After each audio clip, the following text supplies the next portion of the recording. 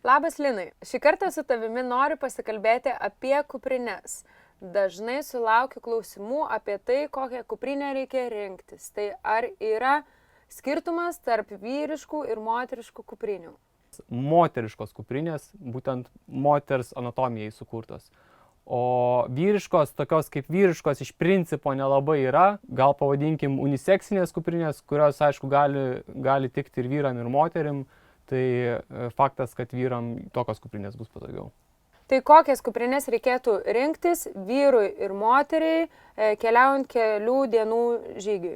Kalbam apie savaitgalinius išėjimus 2-3 dienų. Užtenka nuo 25 iki 50 litrų kuprinės. Vėlgi priklausomai, ar vyrui reikia, ar moteriai reikia. Moteriai visą laiką mažesnės užteks, vyrui šiek tiek didesnės. Taip ir yra gaminamos. Vyriškos, tos uniseksinės, jos šiek tiek bus didesnės, moteriškos jos, tie patys modeliai bus šiek tiek mažesni. Šiuolaikinis inventorius iš tikrųjų leidžia mums nešti mažesnės ir lengvesnės kuprinės.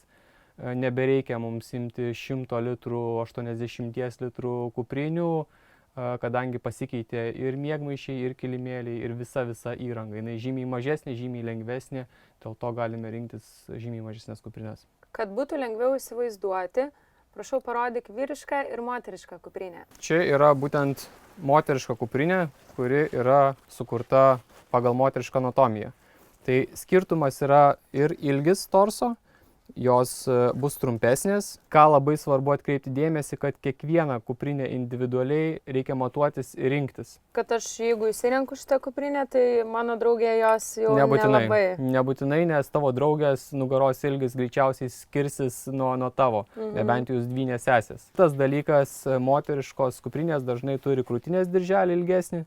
Uniseksinės ne visos turi prailgintą ir aišku, juosmens diržas taip pat formuotas pagal moterišką anatomiją. Žmogus renkasi kuprinę, tai jis turėtų ją pasimatuoti ir pasižiūrėti, ar pagal jo nugaros ilgį šita kuprinė tinka. Ir juosmens diržas skiriasi, ir petnešos skiriasi, petnešų formavimas ir pačios nugaros ilgis bus kitoks. Savaitgalius Lietuvoje, žygiams čia.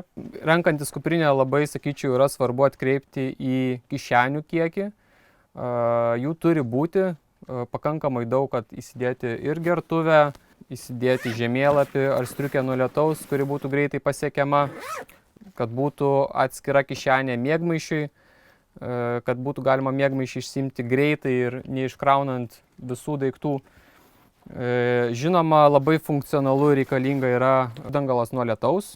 Nors kuprinė yra impregnuota, bet nuo stipraus lietaus neapsaugo, dėl to turime uždengti visą kuprinę su uždangalu nuo lietaus. Visos kitos pridėtinės detalės, žinoma, patogumui padeda kaip trekingo lazdų tvirtinimai, kišenės ant juosmens diržo, kur galime smulkmeną susidėti telefoną, navigaciją. Lanksčios gertuvės dėklas viduje turi specialią kišenę, dažniausiai ir kabliuką, kur galime įdėti gertuvę į vidų, bet vėl pasikartosiu, kad kuprinę renkantis reikia rinktis kiekvienam individualiai pagal kiekvieno asmeninius poreikius. Ačiū Linai, iki susitikimo miške.